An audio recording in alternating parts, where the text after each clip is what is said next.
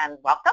This is Terri Roberts with DMAI, Destination Marketing Association International. We are the trade association for visitors and convention bureaus, and empowerMINT.com is our planner-facing portal, which allows you to find destination experts to help you with your next meeting. I'd like to first welcome Chris Wessel. Chris is with ePro Direct. ePro is our monthly webinar sponsor. They're a great friend of this webinar series and help us promote every month, and we're so excited that Chris is with us, and Chris will have an opportunity to talk to us at the end of the webinar. But first and foremost, hi Chris. First and foremost, I'd like to welcome Jim Gilmore. Jim is someone I consider just to be about the coolest dude I know, and a real good friend, and a friend really to the CVB and the meetings industry. I first had the opportunity to meet Jim when we were partnered together to work on a project for the San Diego Tourism Authority, and our goal at that time was to work on a site inspection process and turn that into a bit more of an experience. And Jim is certainly well vested, well versed in that approach, because he is the co-author of just a great book called The Experience Economy. And Jim, his day job, he makes his living as co-founder of Aurora, Ohio-based Strategic Horizons LLP.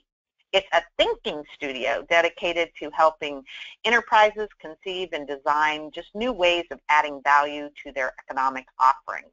So he knows a few things about creating meaningful experiences. So I saw Jim a couple of months back, and I got so excited when he told me about his new book that is coming out next month. It's called Look, A Practical Guide for Improving Your Observational Skills. And I thought it was just such perfect fodder for our webinar. So Jim, I'm super glad to have you here to talk about observation as a skill. Well, thanks for having me, Terri.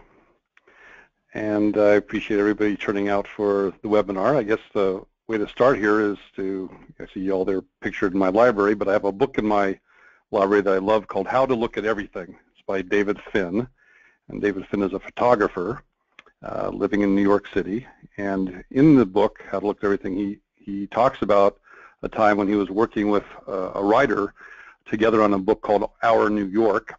And there's a passage in the book where he talks about this photograph that everyone can see here. So it's actually from chapter 3 called Walking in the City.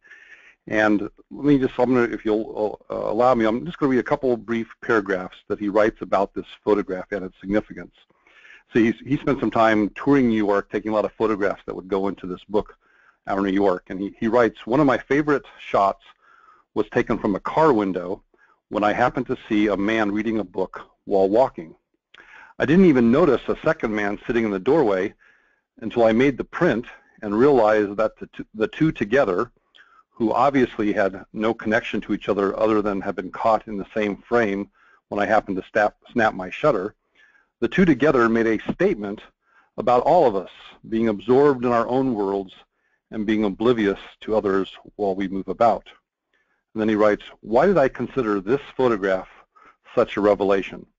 Because I had never looked so intently at the same scene of daily life before. As I looked through my viewfinders, my mind gave new meaning to what I was seeing. I saw more than what was there because I was paying such close attention. The people were not anonymous passers-by. They had each a life of their own. What do you look at when you are a walker in the city? Is your mind focused on other thoughts as you try to get from where you're going as fast as possible? When you stand at a corner waiting for the traffic light to change, does your eye wander to see what is happening while you wait, or do you just stare at the sign that reads, don't walk, waiting for it to change? Is the time you spend walking in the city a meaningful experience, or is it just a period empty of meaning, distracted from distraction by distraction, as T.S. Eliot once described our apathetic moments in, quote unquote, this twittering world? And so I share that quote to basically set this all up by asking those who are with us here, and even more broadly the industry, what do you look at when you are attending your own meetings? Is the time you spend attending a meeting a meaningful experience? because we live in the time, as you can see, then I think we see this scene here too often, where what people are looking at are their screens. And so part of my work in this book is to get people to look more, and I think that's the whole theme of this. Well, Jim, I couldn't agree with you more. More and more, this is what we look at. We look at our screens, and I know that many of the planners and the destinations who join us today are interested. Obviously, that's why they signed up. They're interested in how to get people to look more intently and to be more engaged in their meetings. So I want to just pause for 1 second because I got a little bit too excited and didn't tell everyone that if they have a question for you, that we will be taking questions at the end. So as you're listening, as things come up, just use your question board and type in questions, and we will respond in kind. But Jim, what, I mean, I see this absolutely playing out in the meetings industry. So I'm curious about your book then. How did you get into this area of observation? Well, going far enough back, I have a friend who teaches at Miami of Ohio, who wrote the definitive book on street theater, Sally Harrison Pepper. A long time ago, she once described me as a professional observer. That probably planted the early seed, but it was actually, well, I guess a little over 4 years ago now, when I was a keynote speaker at a conference put on by the Creative Problem Solving Institute. And I think it was Ideas in Action was the conference. In fact, there's a picture of my title slide from that talk. And when I got the conference materials, I had noticed that there was a pre-conference workshop that I decided to attend. It was a half-day workshop. And I went because these two women, Mary Ellen Vixa and Natalie Jenkins, who were two certified instructors in the methodologies of Edward de Bono, and that's a credential I had shared earlier in my career. They were doing a workshop on how to harmonize the thinking of Edward de Bono with classic brainstorming as articulated by Alex Osborne. And so, back up there, one slide, Terry. So I'm going to go to this workshop because these are two competing schools of thought about creativity. So as they kicked off the workshop, one of the early exercises they did is they had us go around the table and have each of us name a specific thinking technique from Edward de Bono. So somebody at our table mentioned Edward de Bono's 6 thinking hats. And so if anybody here is listening and is not familiar with 6 thinking hats, it's sort of a metaphorical tool for different modes of thinking. Put on a different thinking hat: green hat for ideas, white hat for information, red hat for intuition, and so forth. So, and everyone's table nodded their heads. We were all familiar with 6 thinking hats. Then when it got around the table to me, I said, well, 6 action shoes. Another tool that de Bono has developed in terms of 6 different, again, a metaphor, 6 different shoes to put on to take action. Orange gumbos for emergency action, policies and procedures, routines, the blue formal shoes, and so forth. And so it was actually in this moment that in my notebook that I began sketching out, almost my own thoughts took over. I almost sort of half participated in my table discussion because it dawned on me that taking action is based on having thoughts. And then it occurred to me, well, your thoughts should be based on your observations and see things that you see. So, and part of the sequence, this progression, is if you take action without first thinking, well, that's foolish. But if you do thinking without first looking, that's frivolous. What should you be thinking be based upon? And a lot of design thinking that's now in vogue today is based on observational work, ethnography, and look at actual behaviors of customers, look at actual behaviors of meeting participants. And so then I asked myself, well, what would the equivalent tool be? What would be the metaphorical equivalent if you put shoes on for action, put hats on for thinking? And so I just asked myself, what would that tool be? And then I think the next slide is my notebook. It's actually a photograph of my working notes. I think the right-hand side was my first iteration, and the left-hand side was me trying to sort of streamline it or extract the high-level thinking. But I thought, well, there ought to be 6 looking glasses, different looking glasses that you put on to help you, to assist seeing the world differently. As David Finn writes in the passage that I read earlier, different viewfinders, because of course any glasses that you put on help you see the world in ways that you would not be able to see it without the looking glass. And so that's the origins of the book. It happened in that session at a meeting, right? The meeting provoked this whole idea, and so I labored away at trying to, my own thinking, what would they be, and now next month, Look will be released, and you see these are the 6 looking glasses, and it's very de Bono-esque. They're each a looking glass that you put on to do a different, if you will, type of looking at anything, and in this case, looking at meetings and events. We're really getting kind of a little master's class here in how to write that book that we all talked about writing, right? I love that you shared with us your journal from that day, from that conference, Jim. Yeah.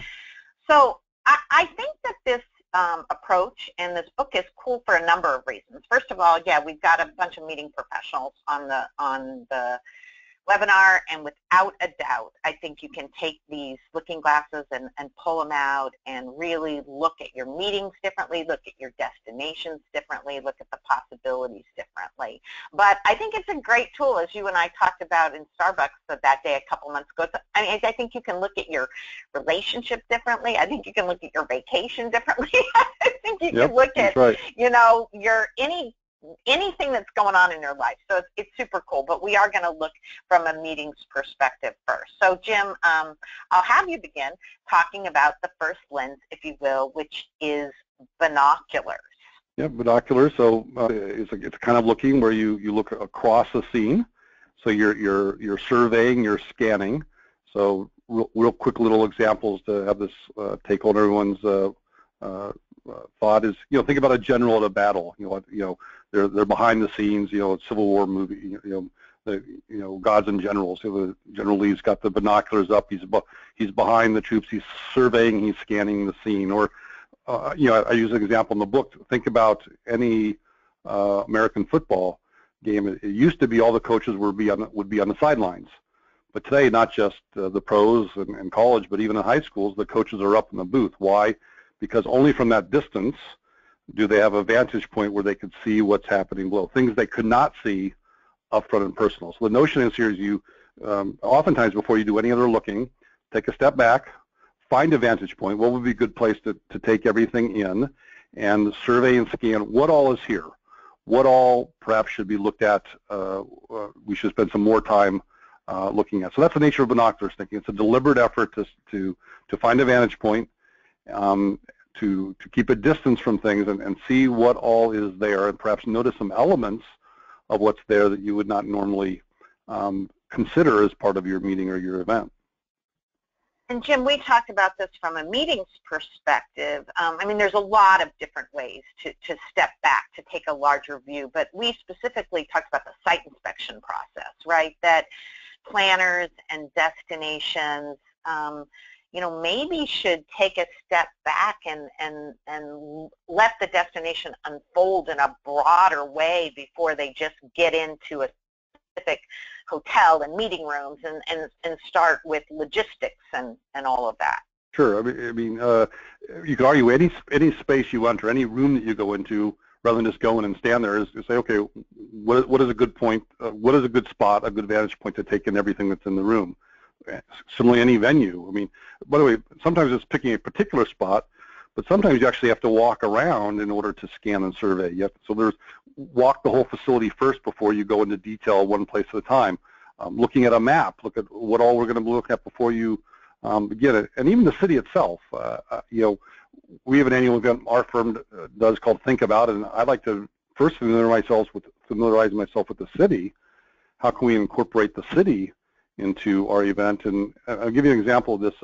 1 year in a pre-visit scoping in Baltimore, you know, just walking the inner harbor near the hotels and looking around and say, well, here's a paddle boat place, you know, that you can rent paddle boats for the hour. We ended up at the end of the event, for the 60 or 70 or so people we had at the event, we booked all the paddle boats in advance, and we put people in groups of 4, and they went out and paddle boat in the inner harbor, and the goal was, you know, talk about what you learned today. You know, it was just so visually wonderful. It was so memorable. And we only came up with the idea because we had surveyed and scanned all the resources that were available to us within close proximity to our meeting venue, to to come up with this idea. I can't tell you, people still talking about how they just love doing that and seeing all the boats around and so forth. Very cool. So Jim, I love these pictures of you, I gotta say. Thanks, yeah. Yeah, well, I figure since we're online and people are looking at screens, they might be able to we can simulate a little bit seeing me in person. I know, it cracks me up. You just have to know you to appreciate these. So bifocal looking, tell me about the approach here. Yeah, it's comparing and contrasting. It's like there's two lenses. This is a lens that actually has two lenses built inside of the one looking glass. So it's comparing and contrasting. It's looking at two opposite features or pairing two things in opposition, and then looking at it one way and then looking at it another way. And I know in the book I introduce this looking glass by saying no one's ever designed a car for a woman. There's no place to put the purse. And I would argue the designer of cars for decades subconsciously just assume men get into cars. So this is a looking glass to help overcome what's called confirmation bias. That subtly you think, okay, men get into cars. So if you look at how men get into cars differently than women, you might notice, oh, there's this thing called a purse that enters the car. Why don't we have a place to put it? We have a glove compartment, but that's an obsolete, design feature. Why not a purse department? Then to take it one step further, anyone designing a car assumes human beings get into the car. Well, what about dogs? My little dog has a hard time getting up into the car. And so in other words, you pair things up. Let's look at people get in the car. Let's look at animals get in the car. And by comparing and contrasting, part of it is just merely identifying the two different ways to look at it unfolds the ideas. And I would argue that some automotive company that designed, for example, a SUV specifically for a dog owner would think about not just cup holders, but things that swing out and have a little water for the dog or pet food, or has a ramp to walk up into the vehicle. You would add design features. And so the same thing when it comes to meeting is don't look at your meetings in just through one way. Look at it one way and also a different way. Compare and contrast two different opposing ways that you might look what's going on. I think there's a multiplicity of lenses that can be put into combination to do this at meetings.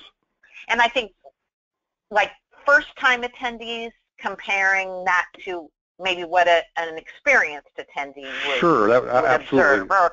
Right, like you mentioned, early people that register early versus people that register late, right? Yeah, exactly. I mean, or let's do early late this way, not just to register. How about those, we ask you this question, those who walk into the general session first, as soon as the doors open, they're in right away. Where do they tend to sit? Right, for a 1,000-person general session. Front of room, sure. Right? If I'm early bird, I want to sit up front. No, right? you want a good seat. How about those who straggle in towards the end, even after the session starts? Where do they generally hang out? They're in the back. In the back of the room. Okay, well, see, looking at both. Don't just watch people. Oh, people are going in, and so you don't even give it a look. You're like, you're not a walker in the city, if you will. You're not. No, look very intently at what people do. Once you notice hanging out in the back, you see people sitting on the ground. You see, right? They're leaning back. They're not coming. They got to stand for a whole. They don't want to interrupt and take a seat and have to bump over people, so they stand. Well, once you see standing in the back, well, why not put in like a deli bar? Put a little a row that's at high level and little deli seats, and let people, or even just a bar without a seat, but lets you set your things down, and you at least have some room design ideas of doing it differently to accommodate those people who are coming in to the back. It's that kind of thing. Look at this group and that group. Look at people who do it this way. People look at do it that way, and looking at those comparing and contrasting different audiences, different kinds of events, different times of day. All these things can help trigger ideas for thinking. You're observing certain behaviors could inform ideas about how you might want to think differently about your event. So now magnifying glass, right? If this is clearly the lens to get up close and personal. So when I first saw this one, I thought, okay, this is what we use to get into kind of that detail, proactive problem solving, pulling things apart. Am I right? Yeah, but take a step back from this a little bit. All these glasses are actually looking skills, so it's skills that can be learned. So this is a skill of actually pausing and almost immediately spotting something of significance. So rather than looking at all the like type of problems, scrutinizing all the details, we'll get to that with microscope. This is the ability to go into any kind of environment or a meeting and spot the thing that's significant. Sometimes it's an unusual behavior, it's a nuance or something new or novel. It just, boy, that stands out and stands out in a significant way. And it's actually sometimes it's even choosing to just go pick one thing to look at. The quick example I use to set this up is, say, think about the first time you ever may have used a magnifying glass in your youth, right? It was probably either to direct the sunlight into a specific ray that would fry a hole in a piece of paper, or it might have been to use that same ray to fry an ant, right? But in either case, you directed that ray at a singular spot. And that's what magnifying glass looking at. It's pausing and it's pinpointing, ooh, this one thing stands out. This one thing has significance. I'm going to go study that one thing in greater detail. So it's not looking at everything. It's picking one thing. And you mentioned problems, not just problems. Sometimes it's spotting one thing because it's an opportunity. Nothing's wrong with it. It works just fine.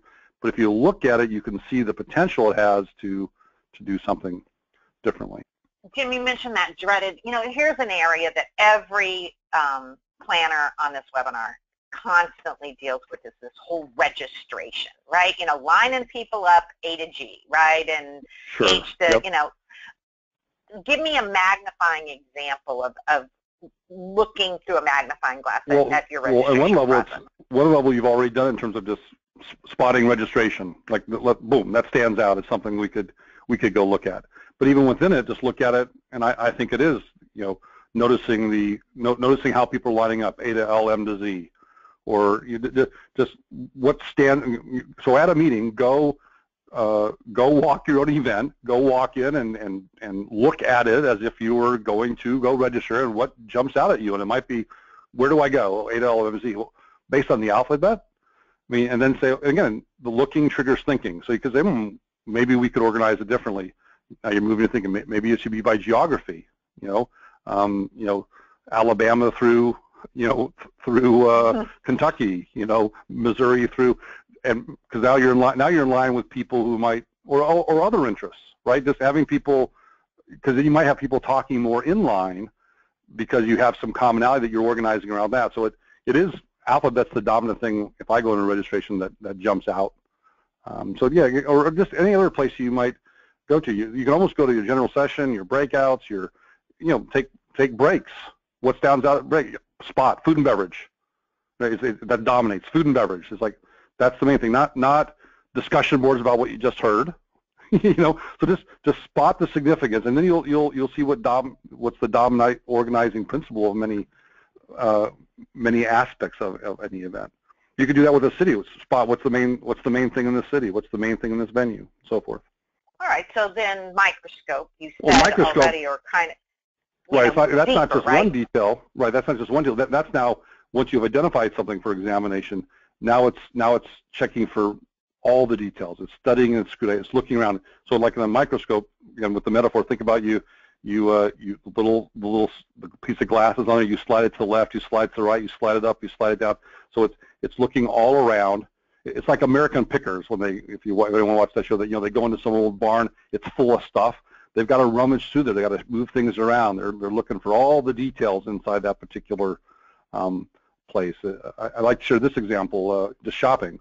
My wife has taught me that if I'm shopping and I want to get some, buy a sweater, and I like this color, it's in my size, I'll just check it. She says, oh, no. Once you've identified the size and the style and the color you want, now you do microscope looking. Now you take the one garment, you look at all the details. Are any buttons have a loose thread? Which one, the seam's not quite right? You want to get the best of those, and you don't want to go home. Only when you get home discover, oh, why did I pick this one? It's got a loose thread on this one button. Oh no, you should have discovered that by doing that more thorough examination of that one object in more detail. So it's taking any one thing you might have, say the bag everybody gets when they register, right? It's looking at every detail, the sponsorship on it, how it's constructed, every single thing that gets put in there, the supplies, the printed materials, the flyers, and examining every little thing and understanding in detail everything that's there in order to inform decisions you might make about, how can we redo our bag differently? How can we make this a better element of the event? So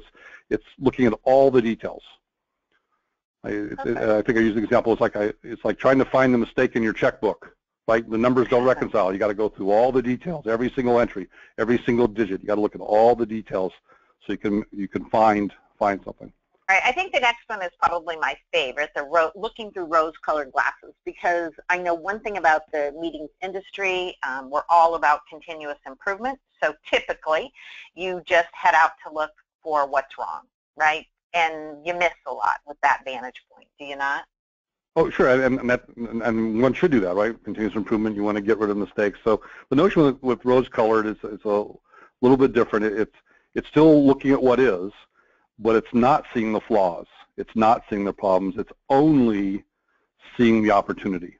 And anytime somebody says of something, well, they had the right idea, right? That means you're not looking at the poor execution. You're looking at the underlying concept. So you only, a good example of this, I had some friends who were doing a consulting project for a small regional sit-down restaurant chain.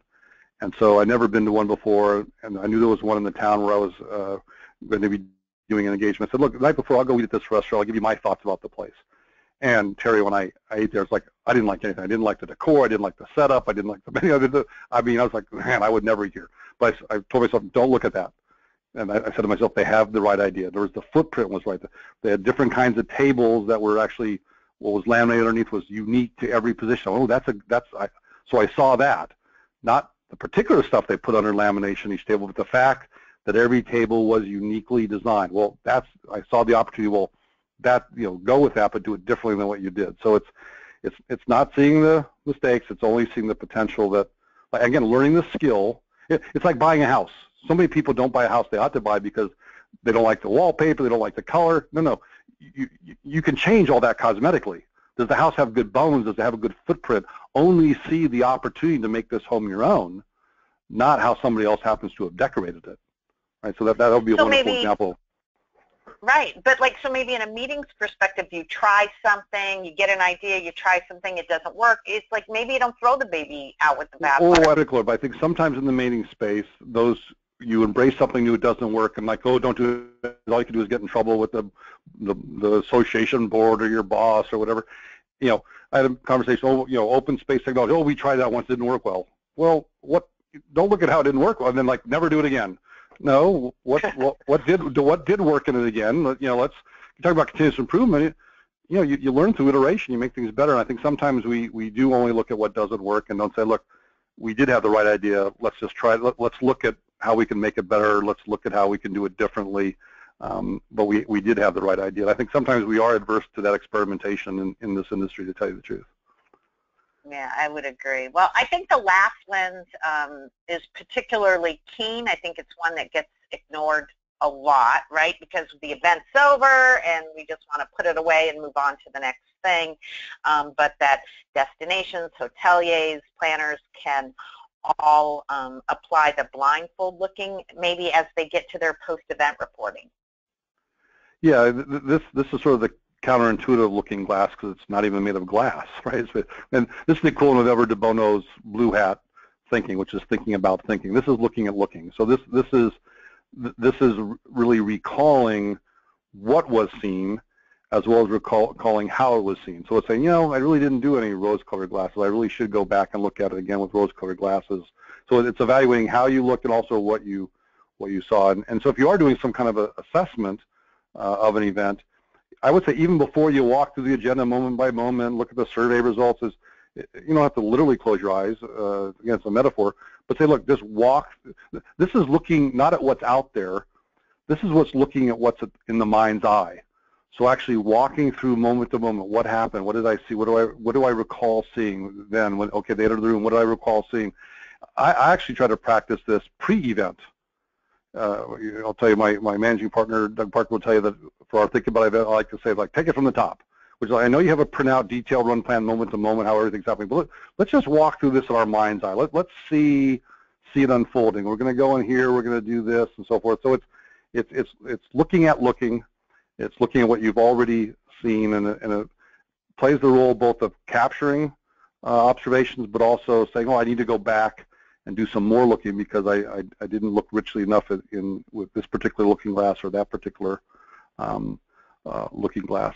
And what's in the mind's eye is different than what's out there. I share an example in the book that there's studies that police lineups of criminals and other suspects, that there have been hundreds and hundreds of convictions overturned despite being positively identified in a lineup, because versus evidence that if they enter the room one person at a time, or shown one photograph at a time, it's a higher success rate in identifying the actual perpetrator, because if they're all in one line, you're looking at what's out there and making comparisons between the people in the line, versus if you only see them one at a time, you're comparing what you see with what you see in your mind's eye, and that actually is a more accurate assessment. So it shows there is the skill of, if you will, re-seeing what you have already seen. So it's the sixth looking mode to try to practice and get good at.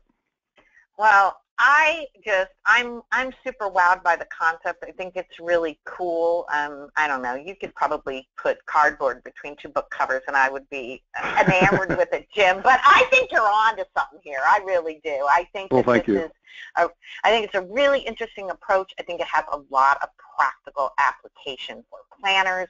I know it has practical applications for our destination experts to take a closer look at how we serve our planners in our destination. And so we'll pause to let everyone maybe put in some questions that they might have, and we will take some Q&As, but I want to answer, before we close, just a few logistical pieces. If you are looking to find a destination expert to help you look or find what you might be looking for in a destination, we hope you'll visit us at empowerMINT.com.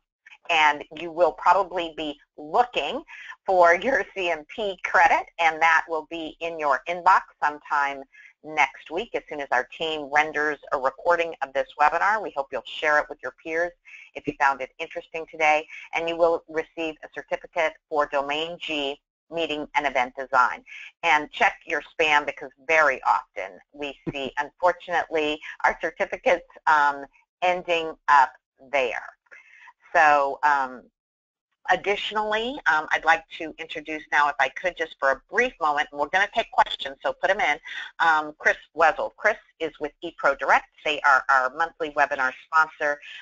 They just do a great job of supporting us. Hey, Chris, how are you? I'm great, Terry. Thank you. And once again, thanks so much for giving us the opportunity to help support the efforts here. And Jim, what a great job. It very, very interesting information. I love when we get into a little bit of kind of psychology behind things, and like you were talking about, just looking things from a different perspective. I think it's really helpful. But anyway, my name is Chris Wessel. I'm with a company called eProDirect. We're a 15-year-old hospitality marketing and technology solutions firm.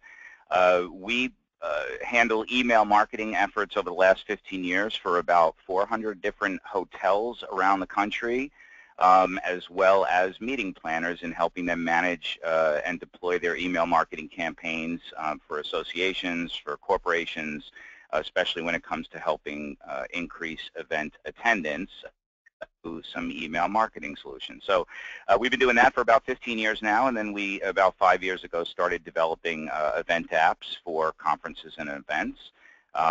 We have been doing those for 5 years, and we kind of base our information. We have a database of about 80,000 meeting planners that we survey on a very regular basis and try to get a clear understanding of exactly what they're looking for in event apps, and we adjust our product accordingly.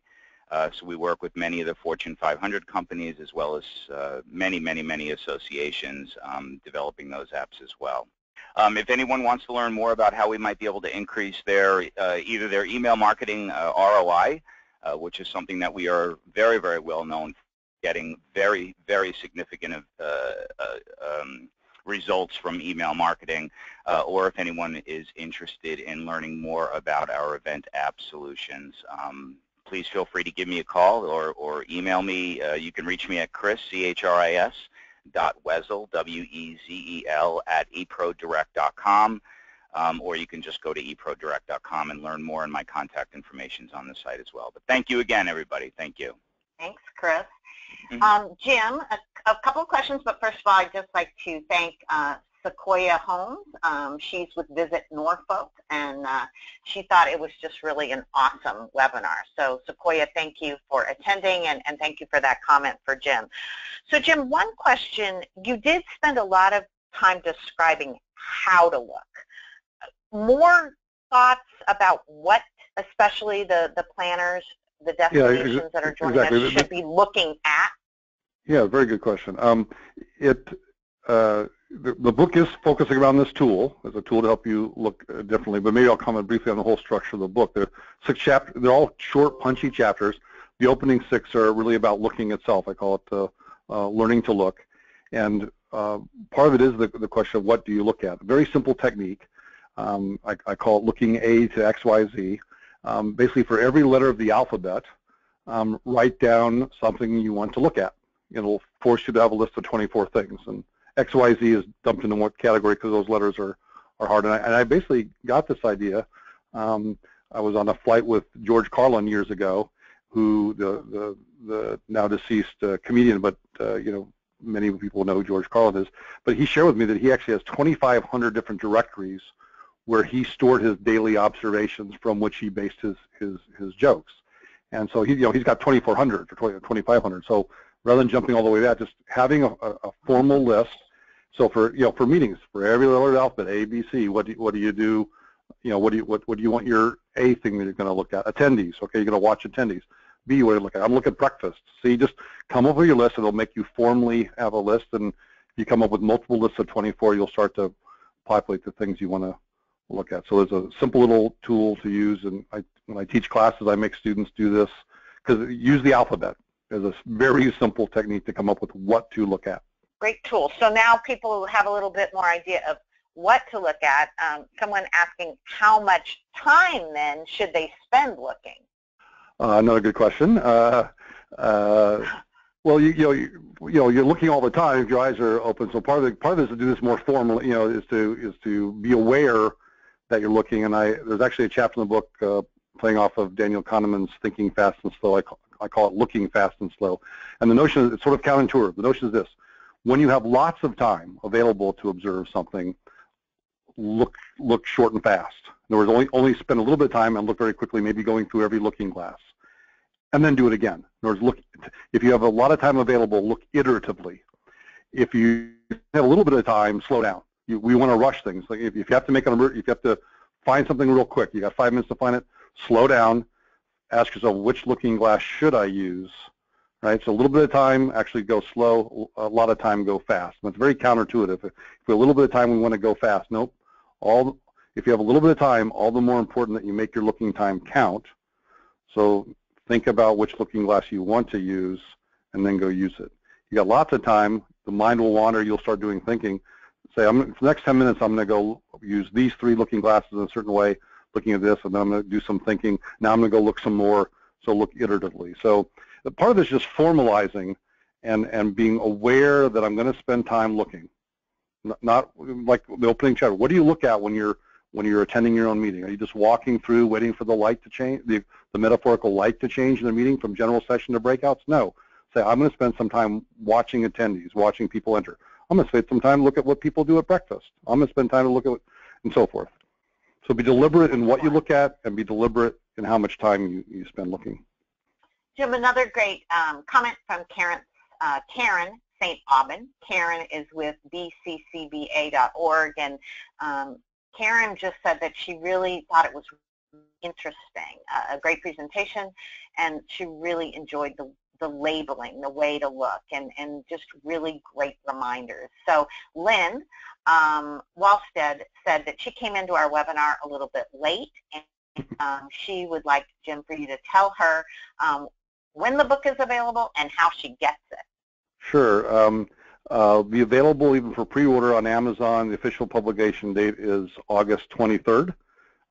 So that's the official pub date, and I would just encourage people, the easiest thing to do, particularly in business circles, is just hop on Amazon and order a copy there. So I think it's that's great. Lynn is with Medtronic, and hey, Lynn, thank you so much for joining us. And she we'll ask Nan Circo. Nan on our team, on our empowerment team, sends out to you your follow-up slide deck of this presentation. She'll send you your certificate, and we'll ask Nan to put in a link too for the very nice book of you. as Yep, well. thank you. Yeah, that's great. We're getting some great comments. Shannon, I love this. Shannon says, Shannon Zelsnack says, now she has to go because she has to get her boss a pair of rose-colored glasses. That's good. Yes, yes.